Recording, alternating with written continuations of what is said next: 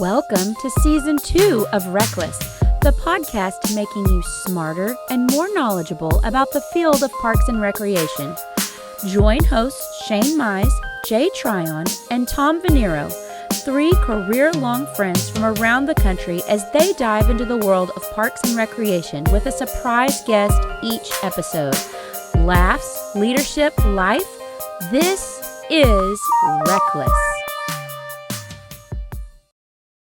Welcome to the 41st episode of RecLess. This is a little unique for us because this is our second day in a row recording, which we typically don't do, but this podcast is by park and rec professionals, for park and rec professionals, and for whoever else that wants to join. My name is Jay Tryon. I'll be your host today. And as usual, I am joined with Shane Mize and Tom Venniro. How you guys doing today? What's up? Well, it's chaos time around here, you know? What's chaos? Chaotic? I know. I don't know. Everything wants to start at the same time. You guys have all different break schedules. Like our kids just got out of school 2 days ago or last week. So everything's starting up, all the camps. Gotcha. Yeah. Well, You're all probably up and running, I would assume, at this point, right? Yeah, we just finished our Camps and third week things of like that? camp, and fifth week of pools. Yeah, this is third week of camp for us that just wrapped up today, or will wrap up today. Got it. Yeah. So as usual, we have a little pre-question that I'm actually really intrigued to get your answer on this one because we've had a lot of talk. You haven't been intrigued on any of the other questions you've asked us? No, sometimes I'm not. Sometimes it's just like checking the box. Yeah. But this one, I'm just curious because, you two are both very different. So Shane's answer is going to be probably very different than Tom's answer. So that's why I'm intrigued by it. But we talk a lot throughout this show and this podcast about food and travel. Okay. And, we've got to know each other over the years because we always travel to conference together, and we've been fortunately gone to some great cities. And, we've talked about New Orleans before, we've talked about Las Vegas and other cities that we've come together. But I want to know if there is a city that you've never been to that is like on your number one list that, hey, if you get time off or you're going to get a vacation, or maybe when you retire, like that's the city I'm going to go visit. For any reason? Yeah. And tell me why. But it can be any reason. It doesn't have to be because of, parks or recreation or, you have ties to it. Just like, is there one bucket list city that as soon as you get the chance, you're going? Yeah, I can go first if Tom doesn't know. Yeah, no, I'm good. Go for it. I don't have a passport. Never been outside the country. That drives some people insane. And part of that is because I do not like to fly. As y'all know, I'll drive anywhere. I'm talking with John. Me and John are presenting in Minnesota, and I'm driving to Minnesota. That's insane. No, I'm excited. Yes, I'm super excited about it, actually, because How long will that take you? it'll take 2 full days, 2 8-hour days. I would have thought longer. Yeah, I would have thought so too, but that's what the map says. So now my Bronco, it'll take me a week. But I have one of the reasons I haven't traveled out of the country is because I've never been to New York. And I feel like at some point I need to go to New York because that is our whatever. That's our Paris, that's our London, that's our Madrid. That's the city that outsiders travel to, or, people in another country travel to see and experience us. I've been to LA because of Anaheim, because of the Anaheim conference. And I've been to Chicago because I was near Chicago when I did grad school, but I've never been to New York. And I think as a park and rec professional, I think New York's a special place, obviously, for Central Park and Olmsted and all the different things that have happened. The High Line that Ann Beck just mentioned a couple episodes ago, and for food, right? I mean, it's a place that a foodie can really enjoy as well. And so I do like to try new things. And as far as food, that's still limited, and see some parks. And so I think at some point I would love to get out to New York before I ever did any type of real international travel, just so I have something to compare to. Yeah, I like that. Go ahead, Tom. I never got to experience New York to the capacity that I do a city now. When I went so I've been to New York City. I live in New York, but I've been to New York City twice, or maybe 3 times. But that's crazy. I would have guessed way more. Well, it's 6.5 hours away, and it's not 6.5 hours in a car. I think that is the most stereotypical response. Everyone thinks that. Like growing up in Buffalo, everyone's like, "Oh my gosh, how's New York City?" I didn't go to New York City until I was 18 years old, and Right. I've been twice my entire life. And it is, like Tom said, it's 8-9 hours away from where I grew up. Sure. No, I totally get it. You know, when someone says I'm going to Texas, they're like, "Oh, have you ever been to?" I'm in Dallas, San Antonio. Do you want to whatever. meet? And you're like, "Well, yeah, you're still 4 hours away from me." Or Yeah, whatever. I yeah. totally get it. Huge. Yep. But yeah, I always just assume I take that stereotype as well. I think, oh man, New York, y'all probably go all the time.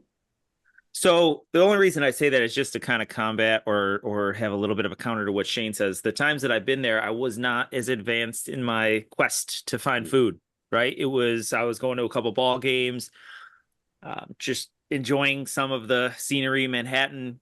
And yeah, I would love to go back for the food alone, just to do a little bit of food hunting. But the city that I had been to once, so this might break the rules, but I've been to one city for a day, and Why are I you breaking the rules? Yeah, well, I didn't get to go. Actually, this happened twice now, but I didn't get to go for enjoyment. I went for a meeting, and it was Austin. And that was probably it was probably like more than that. It was like 12 years ago or something like that. So at that time, It's Shane, when you and would Melissa know, came down. yeah, we went down And to Morgan. Houston. Yeah. Yes, we went to Houston. That was the pleasure part of the trip. But the Austin part, I was only in there for a meeting and out. And so, yeah, obviously a lot has changed in Austin in 12 years, right? I mean, 13 years, however long it's been in. From what you all tell me about the food and just in general, I was looking forward to going to Austin. Prior to COVID, we had a trip scheduled to go to Austin, hang out with Shane and Hannah. COVID happened. We never ended up making it. And I think our next trip was Disney. And then the next 16 trips were Disney. So, That's you some know, kids. And the next 30 more. Yeah. So yeah, Austin is really up there for me. You've sold That's it cool. so well. And even before that, I was really eager to go and check it out. That's cool. I've never been to Austin either, but I would like to. Adding that I, have some really great people to visit in a city also kind of enhances that trip as well. That's just Hannah and the kids, right? That's right. That's right. Yes, yes. Hannah and Jesus Aguera. Yeah. Well, I'm gonna go on the other side of the coast, and I've only been to California twice. Once for conference with Anaheim, which I didn't really get to explore much, so I didn't get to see as much as I would like to. And then I went to San Francisco for a wedding, which I absolutely fell in love with San Francisco. It was a lot of fun, that trip. But I've always heard amazing things from San Diego. And I've just heard the weather's perfect, food's great, there's a lot to do, so much to see, and I've never been, and I would love to do San Diego. So maybe one day. I agree. I've never been to San Diego, but I've always heard great people things. talk about great Everyone, things. like, I've never heard a bad thing about San Diego. And there's a lot of cities that have a lot of hype, and there's always like, oh, but I've never heard a but about San Diego. But that got me thinking, because the state that our guest resides in, I've never been to, and Parks that and is Rec partly kid. why I got this thinking. Oh, go Bills. They've changed. Oh, They're just changing on us. it did change. So on to the hints for the guest. We have not worked with this guest, but we all do know this person. They are a member of the Academy. So that checks that box that we have hit every other show sometimes. They have been an instructor at the NRPA Director School, as well as the Supervisors Management School. Which has fallen on hard times recently, right? Because they had to pull more people in. They're a past president of their state association. But you said this is a state you've never been to. Never been to the state. You got some ideas? No, but I'm fixing to pull up the Academy website. Now I'm going to go quicker. They received their master's degree from NC State. And when they came to visit NC State for graduation, I actually met them for the first time, and they got some tours of facilities in Mecklenburg County. Can you say how long ago it was? It's just another hint. Our guest has over 30 years experience in our field. I also worked alongside this guest when I was on the NRPA Awards Committee. So about 10 years older than us, and they did their grad school online. You were in Mecklenburg for what, 8 years?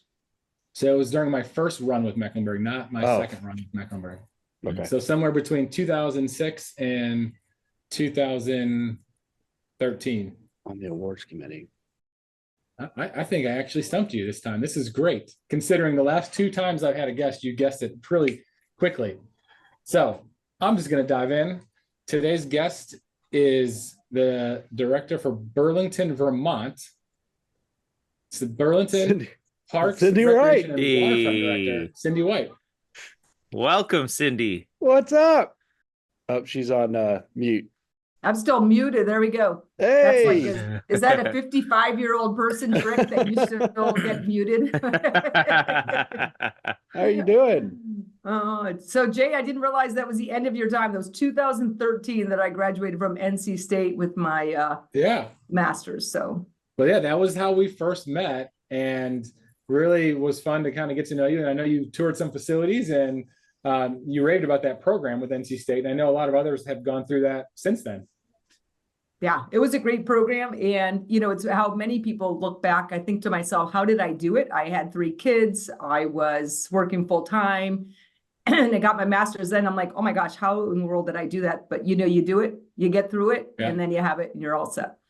Cool. Well, I'm excited that you're here, and I've done some homework on Burlington. And one thing that I've learned, and we've talked about this through different episodes. I think we talked about it with Jill Geller, and how Park and Rec as a whole, we have a lot of non-traditional areas that we manage. And with Jill's episode, we talked about how they manage libraries. Well, when I was learning about your department, you guys manage campgrounds, cemeteries, and even a boathouse marina. So I'm just curious, like, what was that learning curve taking over maybe untraditional facilities like that, especially the boathouse? That's a different one that I've not seen. I know you also have beaches and waterfront, so that's a lot to take in when you're looking at a large department like that. Yeah, so we also have central facilities too. So I would say that one of the best things that happened when I started is we have a waterfront superintendent. And they said to me when I started, I don't expect you to know anything about campgrounds, anything about beaches, you know, anything about running a marina. And I was like, that's great, because I don't know anything about running a campground, running marinas, et cetera. And the picture behind me is from Letty Beach, which is one of our beaches. I have the opportunity to work out of this location this summer, which is just amazing. So I walked down today and took this picture from where I'm working. That's incredible. So I would say that was really part of that learning curve, is just accepting that those that you are managing are way smarter about an area than you are. Yeah, for sure. And when they bring things to you, you probably have to completely trust that they are the expert in that scenario, right? Yeah, exactly. Yeah, it's like thinking, and then, but you do have to learn too, you're learning what, so ordinances is like, what is our roles and responsibilities as, we're the, her role is also as harbor master. It's like, what does it mean to be a harbor master, besides like, how cool is that to be able to tell somebody that you're the harbor master? What a great business card right there. I have not heard that. That's pretty cool. Yeah, so I'm not the harbor master. Aaron is the harbor master, but like, how cool is that to be able to say you not only are the waterfront superintendent, but you are the harbor master. So we've got, there's laws around that, and people come from all over for the campground. We, the first, let's see, 2020 was when the pandemic hit. And we actually closed our campground that summer. It was a sanctioned homeless site because all the different congregate housing couldn't run the same as they had. So they did that. But so the 2021 was our first camp time the campground was open. And that was the first year we hit all 50 states. And so that was really cool. People were really traveling. So, so you have to come visit me. And if you love to camp, you have to camp. I mean, you have this beautiful beach there right by the bike path. You're 5 minutes to downtown, and you're camping.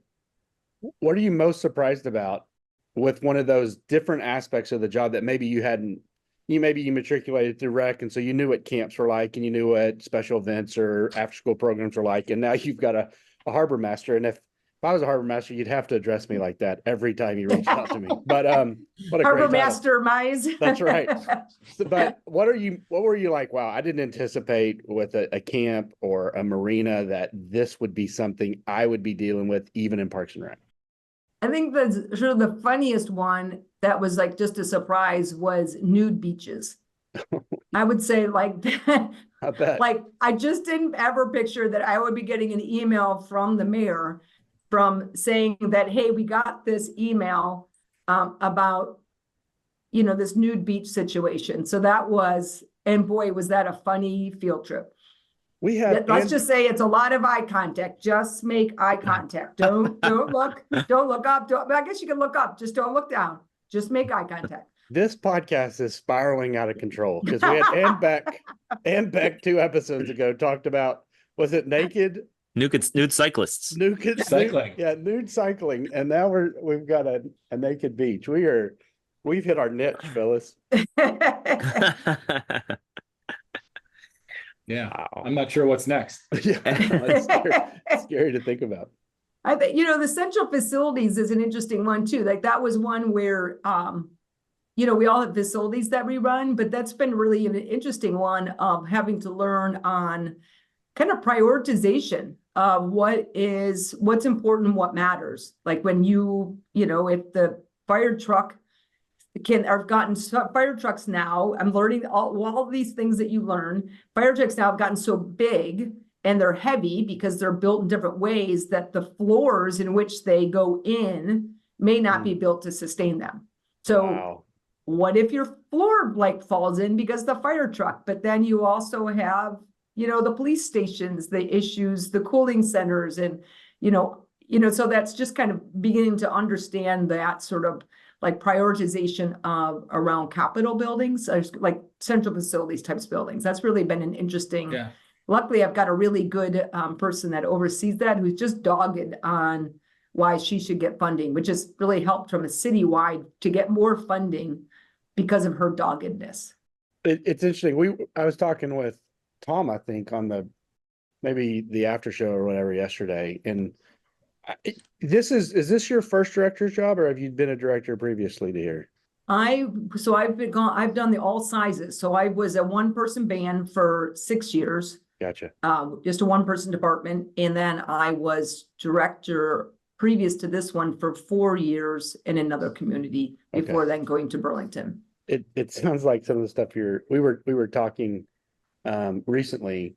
When you're a director or when you're maybe even just upper administration, you don't get a lot of wins brought to you. You don't get a staff member saying, hey, here's the issue and I have the answer and we can knock this out of the park and I'm just going to give it to you for this win. It's always something's going on. We didn't plan right, or we didn't think about this and now we need your help, right? You get a lot of stuff coming up to you that you're like, it's not what I thought the director job would be when I first got to Parks and Rec. And I saw that you had listed yourself as a Parks and Rec kid. So, and let me tell you, I don't know if I would do well in a 1-person department because who would I scream at? But I have constantly dreamed about being in a 1-person department. So tell us about how that has changed over the years. What it's like being a director at these couple different levels, and what being a director has become versus what maybe you thought it was going to be. Well, first off, I didn't even know Park and Recreation was a career growing up. So I was one of those people that found this. I applied to be on a park board. We were living out in the San Juan Islands off the coast of Washington State. Applied to be on the park board as a volunteer, didn't get it. And a few months later, they called up and said, hey, would you ever consider, we've been thinking about starting a recreation side to this little small district. And I was like, sure, I can do that. So I didn't necessarily know what it was, because I had no role models. As they say, it's, representation matters for what you think you might be able to be as an adult. And to me, Parks and Rec was the high school teacher, ran programs in the summer. So that's what I thought you did for recreation, is that you were a high school teacher and this is what you did in the summer. And Tom's familiar, I believe he remembers where I grew up, which was Leroy, New York, which is why we have the Go Bills. I couldn't help resist that when Jay was talking about Western New York State and growing up there. And you learn to say that you're from Western New York State. You don't say New York State. And because otherwise, New York City. So anyway, the one-man band, the thing I loved about the one-man band is anything you dreamed up, you could do. Yeah. Because you were the one that dreamed it. You were the one that had to make it happen. You were the one that ran it. So that was really fun and incredibly rewarding. And it also helped. I was the first recreation person. So, there was a pretty blank slate, with the exception of a couple things that were going on that some nonprofits had been working on. So that was that was really, really neat. And then I remember going to my next job, and I wasn't the director of the next job. We moved to Vermont to be closer to family. It took me 2 years for a full-time job to open up in the state. But I worked for this one slightly bigger department, and I remember, and I was the program coordinator. And we were getting some soccer started, and they said, "Oh, Ivan will line the fields." And I was like, "Wait, somebody else will line the fields for That's me?" amazing. Like, that was what my husband did for me. Like, he helped me line the fields, like, as a volunteer. And so this concept of like, wow, you've got more people. And then I remember talking with the town manager when I was leaving that space, going to my first full-time job in Rutland, which was in Vermont, which was in Rutland. And he was just reminding me, the more people you have, the more HR issues that you have. And so I was in Rutland for 12 years as recreation, basically we call the recreation director. And then there was a director position above that. And that's what I eventually became, that director position above that person. It's really different. It's very different because you're doing everything. And I kind of remember from the moving into the top position in Rutland, some of the surprises were evening meetings. Like, even though you knew that there were going to be more of them, it was kind of surprised me how I really didn't have as much control of my life anymore. That was kind of an interesting piece. I don't think I really had thought about that, of what I had to be like, gosh, I can't really commit to some of these things, because if I have a council meeting, I have a council meeting. I can't. So that was a really interesting one that I hadn't really thought about. Yeah. Those are just kind of some of those thoughts of, what you hadn't thought about would be like. Yeah. Now, Cindi, I'm glad you brought up Leroy, and I just wanted to make a comment that we're very close to, and those who were not born and raised in Leroy, we call it Leroy. Oh, so I know. Yeah. So you're probably well familiar with that. So yes. Oh, yes. And so Caledonia was our rival town for football. And I think the amusing part of that for me now is the Caledonia and Leroy now are connected for football, because football's struggling, and so they had to combine teams. But they would say destroy Leroy was like so you had to do Leroy to make that rhyme with the destroy. So, but of course, growing up there, we call it Leroy, New York. Yes, Leroy and Chili, New York. That sounds like two Texas towns I've never heard of. So, and my dad lives near to Tom. My dad's in Brighton now. I have another brother in Brighton. My sister lived for many years in Fairport and was a teacher there. That's where my brother and sister-in-law live, and their family. So yes, small world. And I wanted to elaborate on a conversation that you and I have had before, and that's, really overseeing our staff and how you manage your staff. And I love that topic. It's always a topic that I try to study. It intrigues me. I learn from people every day about it. I've, subscribed to kind of a ideology that, when you're managing people, and you mentioned a couple moments ago about the more individuals you supervise, the more HR issues you're going to be encountering. And it's 100% true. And so, what I've tried to pick up was, especially in government, this is difficult, because in government, it's a standard 5% raise. It's a standard 3% raise, 7% raise. Everybody's getting it. And I've done well. I've had a lot of autonomy to try to go against that grain, at least in my current community. However, on the flip side of that, the way that we evaluate staff, the way we communicate with them, the way we lead them, it should not be one size fit all. We shouldn't be, everybody's needs are different, right? And I think you could find that in a lot of different genres of life, teaching, whatever it may be. So what's your secret, Cindi, on your management style? If you can just kind of tell our guests, how you would sum up your management style. And then a second part question, because that's, I guess, my thing around here. A second part question is, when you come into a role like you just described earlier, where you're not the expert in terms of the actual subject matter, you're the manager. You were brought in to manage. How do you manage, how do you basically navigate those situations? Yeah. So I guess the first question, I've never really put myself into a box of I am this type of manager, as far as autocratic or authoritarian, or I feel like that I like to, for me, being able to help is something that's important to me as a manager, and kind of what really makes me thrive is, so I like to be able to, for example, today, in meeting with our urban ranger, it sounds like he wants to be able to use his laptop out in the field. And I was like, great. And I've already sent the email to the person who controls the cell phones. Could you please put a hotspot on his phone? Like, to me as a manager, like, here's a hurdle. What can I do to help you get over that hurdle? That's an area that just, I guess, really, that's important to me and gives me real satisfaction in my work, being able to do that help.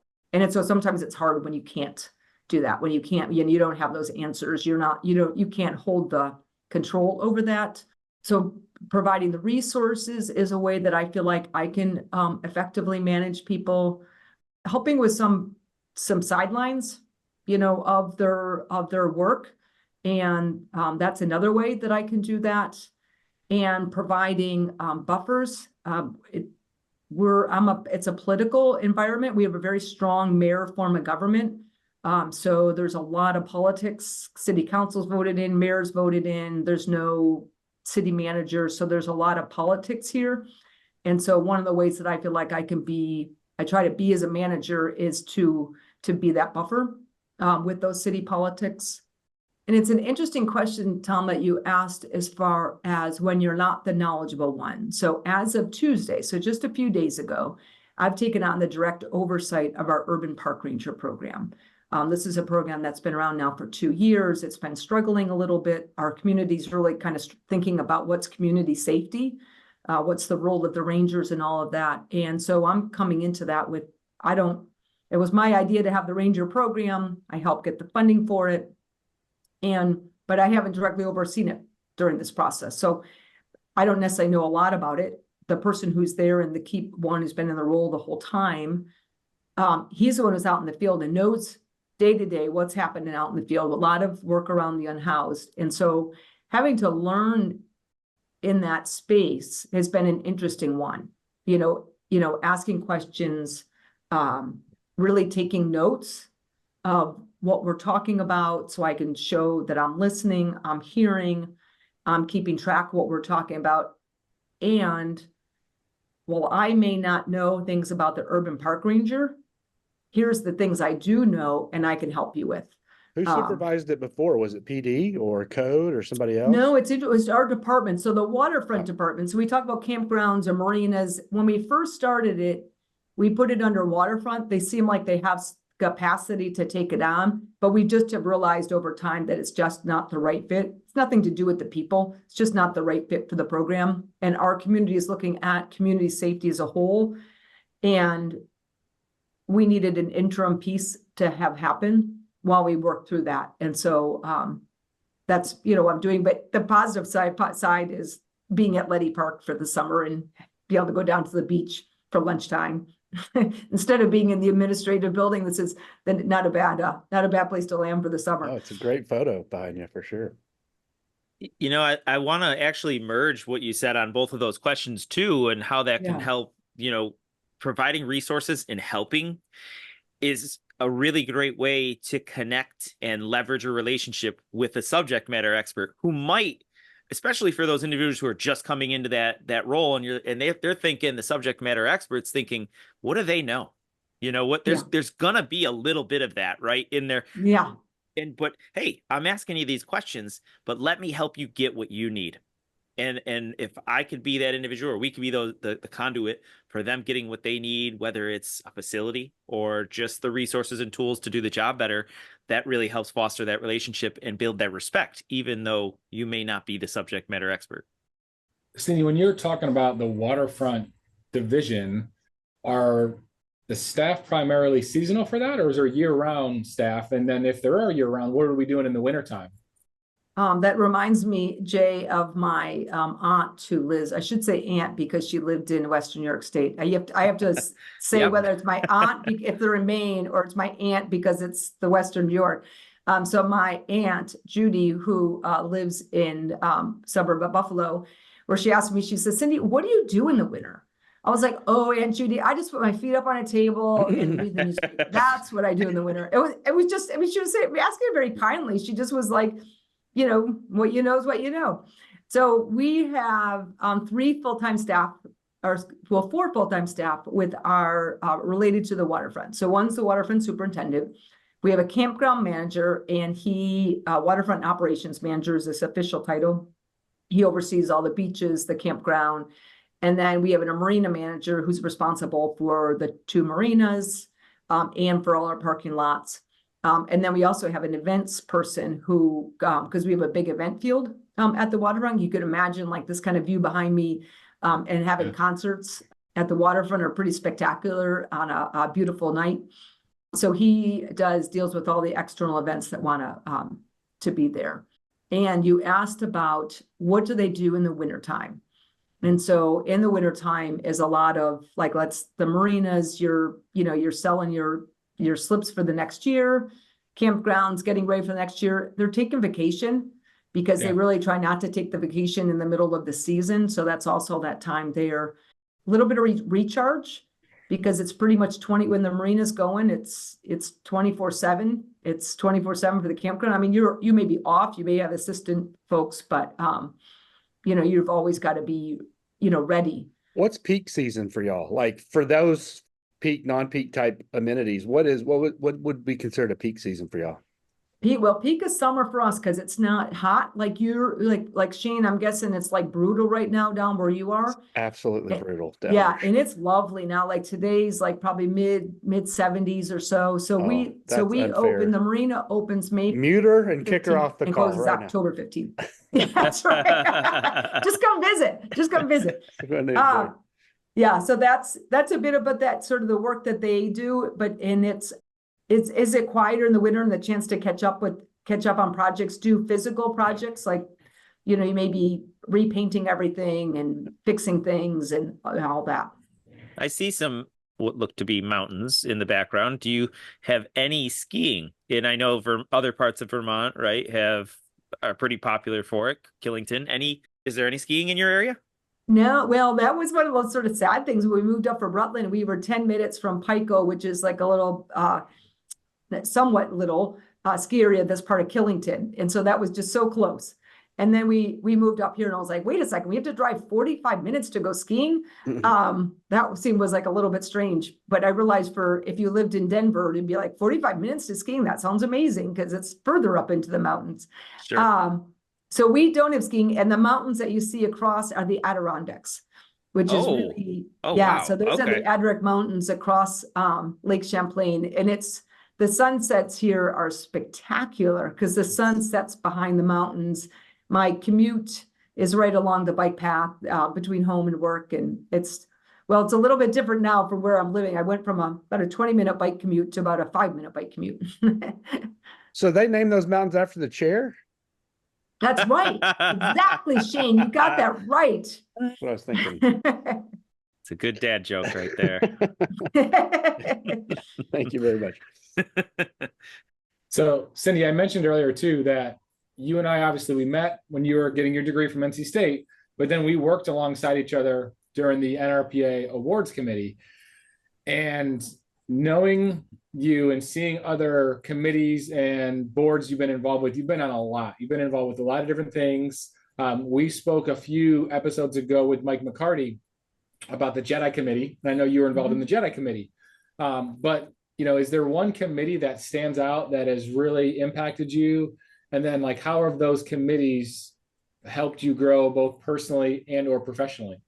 Yeah, so I have been involved in a lot of committees, and what was really interesting was when I first came to Vermont, relatively early on, I would have getting to Vermont, and it seemed like there was a secret handshake to get involved in something outside of your state. There was I so admired the people that served on these NRPA regional committees. And I was like, wow, that's so inspiring, but it seldom seemed like you needed the secret handshake to be able to get involved. And then when NRPA did that, the networks, all of a sudden, you no longer needed a secret handshake to get involved. You could just choose to get involved. And that was really pretty neat, I thought, where it just felt so much more open and capable for people to get involved. And I think my first one that I feel like made the most impact on my career was the Hall of Fame Committee. And I went to director school. I was one of the first classes. I graduated 2010 and 11. I think we were the third class that went through. And actively, you just ask lots of questions when you're there, and you're, you can imagine I was an enthusiastic participant in the school. And just out of that, someone asked, hey, here's ways you can get involved with NRP if you're interested. And I can't remember how I got on the Hall of Fame committee, but they needed an outside person, and I got on that. And that's where I really started to meet some different people that really expanded my world. I had been really involved with our state association. I was involved regionally with a regional conference, but I was so thirsty for more, for like, what else more could I do? And so I think that Hall of Fame committee was like really just the sort of one that really kind of opened doors for me for meeting people and getting more involved. But I would say the awards committee is just incredible, because you see all these incredible people and all these incredible programs that people are doing. So it's super inspiring. It's a lot of work, as you know, but it's incredibly inspiring. We had John Stutzman. So first of all, I don't know how much you know about the Working Genius. We are kind of Working Genius nerds here. In fact, John Stutzman and I are going to do a presentation about it with another person in Minnesota. And I would guess, without you taking the test, and guys, I'd be interested in y'all's thoughts, but I think she's a big E. Help just permeates out of her. She's helping all the time. We had Stutzman on last season, and he talked about a very honest conversation he had with him, and how it really set him straight in a lot of ways in his career, and refocused him. That's not something everyone is very comfortable doing, having hard conversations with people. In that conversation, maybe specifically, or more generally when you're mentoring people, because that's how I have gotten to know you, is just through the externship and how involved you have been in young professionals' careers and our success. But in those moments, having to have some hard conversations, how do you approach that? Yeah, I could think of, it's interesting because I was talking with a colleague the other day about having hard conversations and about how it can help people really grow professionally, being willing to have that hard conversation. So when I was in Rutland, soon after I became the director there, there's a young man that was working for us who really just, you knew he had a lot of potential, really could be this incredible person. But whenever you come to a meeting, like with other people, especially in external people, he always had his arms crossed and his legs stuck out. And so just having that kind of hard conversation with them of like, if you want to grow professionally, here's how you're presenting yourself. You're presenting yourself as like, I don't care, and you're not important. And he really didn't realize that that's how he was presenting himself. And while it's hard to hear it, he then made that change. It'd be interesting to see, go to a meeting now with him and see, does he, still continue now to sit up straight in a meeting? He doesn't come with his arms crossed, and he didn't realize that's how he's presenting himself. And this individual here in the current community, which I'm encouraging his manager to have that hard conversation with him, is his resting face is not very friendly. It just comes across as like you're mad about something, and I don't know if he knows that. Does he know that his resting face presents that way? And so it was encouraging the supervisor to have that conversation with them, because he may not know that. And that could be a game changer for him professionally to change that. It probably will take a lot of work if your resting face comes across. And I don't know if you would like almost have to have like every now and then pull your phone up and like look and really work on not looking like you're angry at the world all the time. But I told him, I said, for all I know, maybe he is angry at the world all the time, but I'm guessing he's probably not. Right. But that's how he's presenting himself. So those are some of those just examples of uncomfortable, but a hard conversation that you can have with somebody that really can have an impact with them, throughout their career. Tom and I may text you because there's some things we'd like you to talk to Jay about. And, well, it's if that's possible. If we can have you intervene, it would be. You know what's interesting? When Cindi and I hopped on, she just finished with a meeting with Jeff Achie. Yeah, so, Jeff told me he was going to reach there. Jeff and Bill. Was this the one with Bill? Yeah.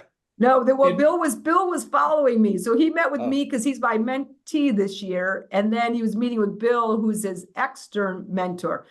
So so Shane, I know all the dirt now. So yeah, I'm just glad, yes. I'm glad Jeff has a good mentor in his life that both of us. whenever he needs something, he needs one. Yes. Both of us are. He hasn't been under me enough for me to really warp him yet. That's probably the Man, Jeff gets around. We had a meeting with him in New York, or with some of the New York contingency recently. I wanted to just kind of keep going with this theme and the mentorship, and just really quick, a quick aside that just relates to what you had said about the face. And I could totally relate. Sometimes I would just see a picture of myself and I'd be like, oh man, I look miserable, and I'm not. But a great one, you look at certain people who are presenting, and how do you engage them? And so now we kind of pass this along with, our part-time staff, and we build it into the training of how smiling is just contagious. Smiling is contagious. And if you've ever been to a session with, I'm going to mention a former guest, Nile Bhatt, he literally, he ends every phrase, every punchline with a smile.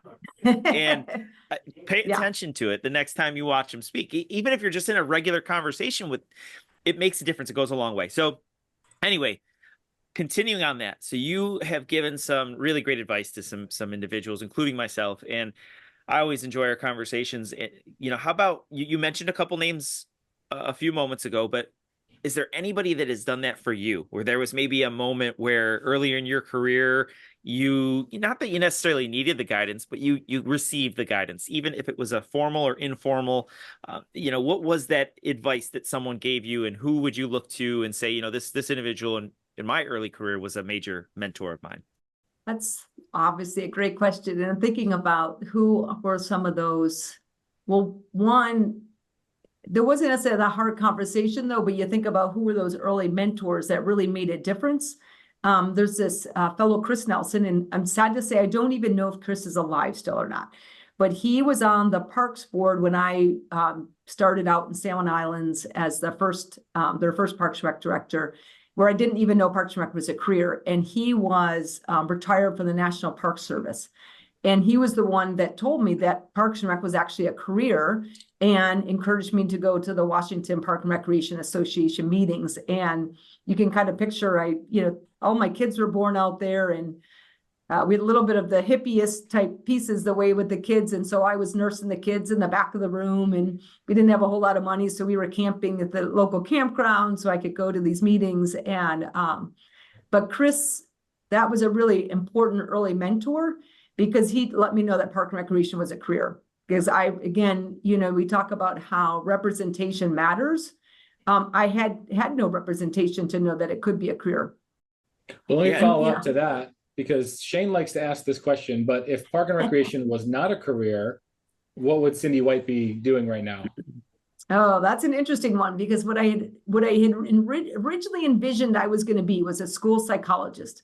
I thought that would be really cool, but I realized in taking some classes in college that I had a pretty naive upbringing, and I wasn't sure I could handle it. I wasn't sure. I hadn't realized the pain and the trauma that people have had childhoods of, and I wasn't really sure if I could do that. The grief consumption that you handle in a job like that gets pretty heavy. Yeah, and I just wasn't sure I could do that. And then I graduated the degree in psychology because I transferred schools, added it all up, and I was like, well, I guess I got to stick with psychology in order to graduate. So I did graduate a degree in psychology. I really loved geology, so I still had this thought like, well, maybe I took some classes there, but turns out my brain can't think in three-dimensional, so that really wasn't going to be a great career. And so I think if I had not stumbled on Parks and Rec, because we moved out to the Salmon Islands, I was working as a hostess, I worked in a fitness club, kind of was juggling a variety of things as my mother was worrying, like, what is Cindi going to do for a career? Because you have to, in my family, you had to have a career. There had to be a career that you chose. So what would I have been? I don't know. It is really interesting to think about, like, if this had not fallen into my lap, maybe I'd still be working at the fitness club. It's interesting. I don't know what would have happened. It is a very interesting topic, because I think everyone that's in it, obviously, like, we got in it because we love what we do. We're passionate. We love seeing the impact. And I don't know anyone that I've had a conversation with that would ever like think of doing something different. Now that, like, once you're in it for as long as we've been in it, like, I can't imagine not being in it. They're like, oh, I would teach, or I would be a coach or like, Yeah. they're still serving in some capacity, maybe not Yeah. the way we serve, but in some sort of other opportunity. Yeah.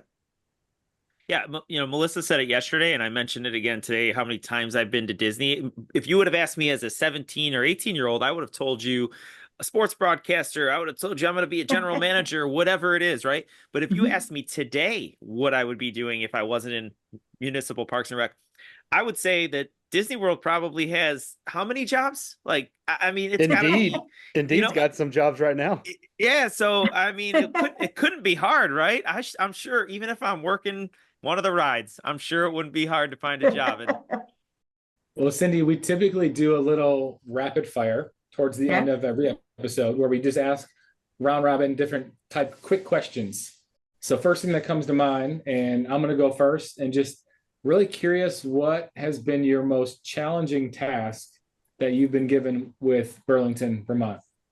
My most challenging task, I would say, is this current one with the park ranger program, is really getting this program online and really figuring out policies, procedures with that program. So I would say that is probably, this right now is going to be probably my most challenging time.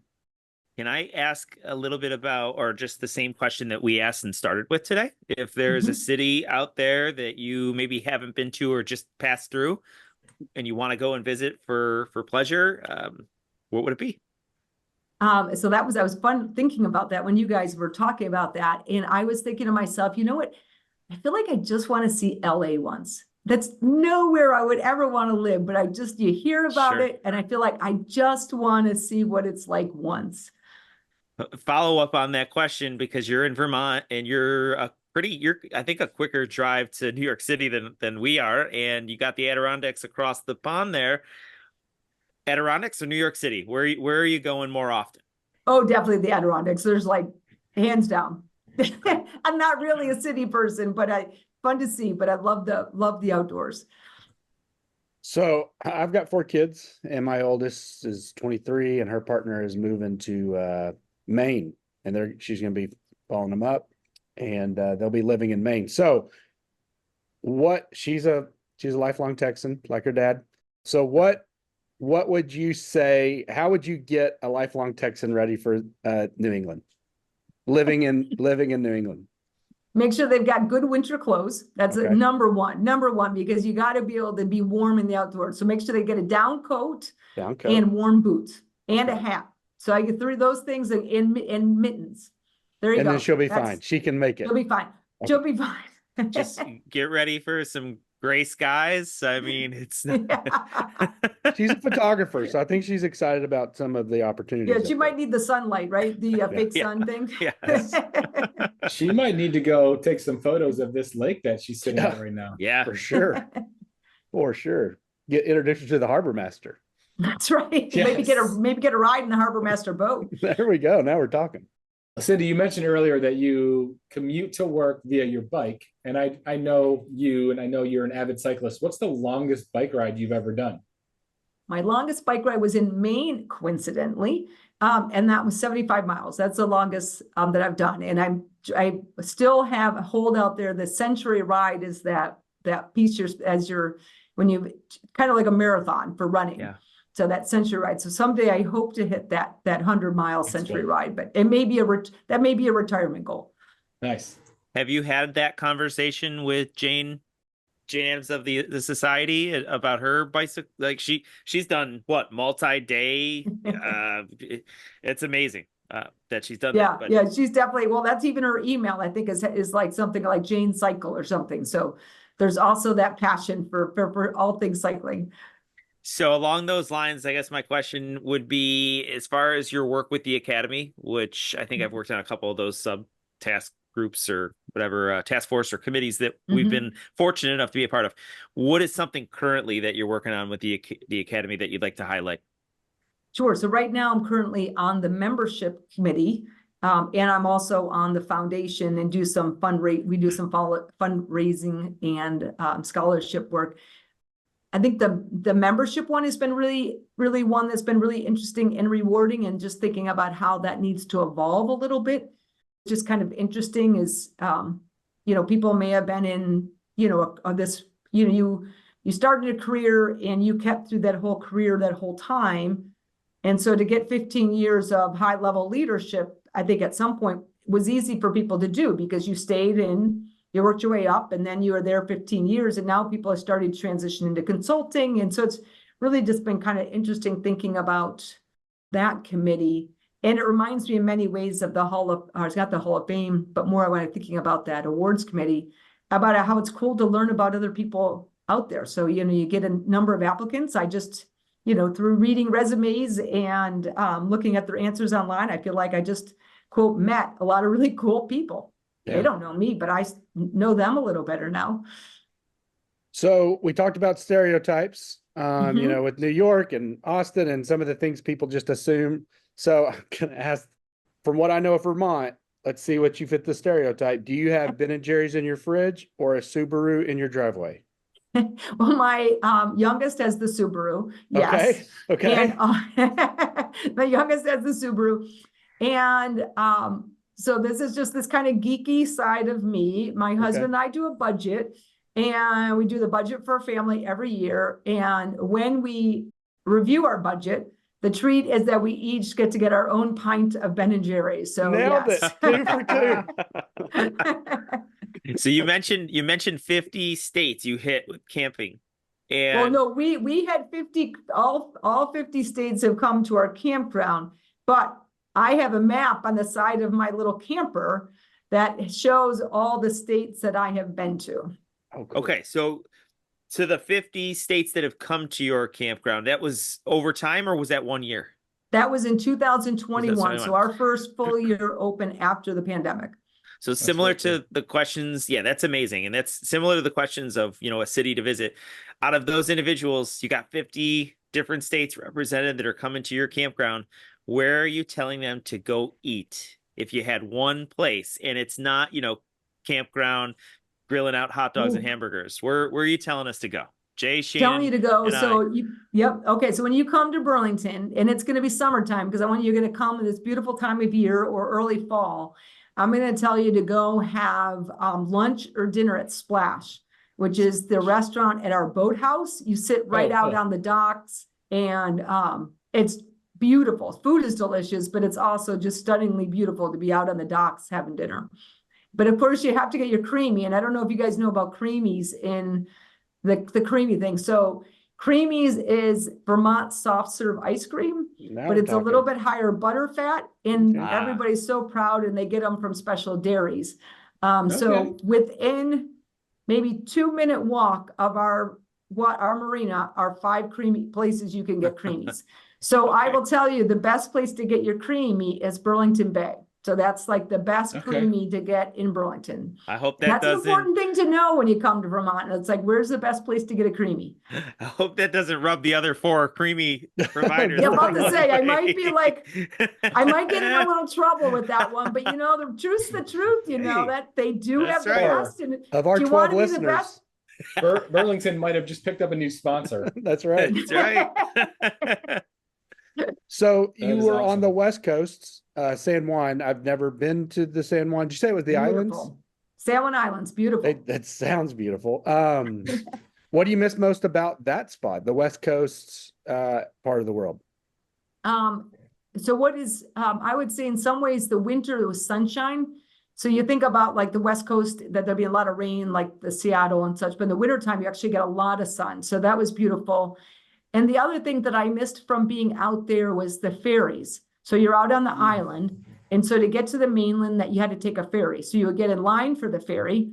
And so while you're in line for the ferry, you're visiting with everybody else that's in line for the ferry. You got on the ferry, and then you go upstairs and you visit with everybody on the ferry. And it was always fair game to say, where are you going? And then when you come back, you get same thing, in line, go back to the islands and repeat that. And it was really cool. All my kids were born out there. So you actually had to fly to get to the mainland. You could take the ferry, but it sounds like at least 2 of you have kids. I'd like to tell me if you have kids or not, but you could imagine that your wives would probably not be too excited about an hour and 15-minute ferry ride when you're going into labor. No. Nope, you take the plane. You take the plane to the mainland. But it was so cool to come back, and here you have your newborn child, and you could go up to the ferry And, here at the community, whoever's coming back gets a chance to meet your new child. So that's the kind of stuff I miss. That's really cool. Yeah. I bet that would be a pretty very surreal unique experience. Yeah.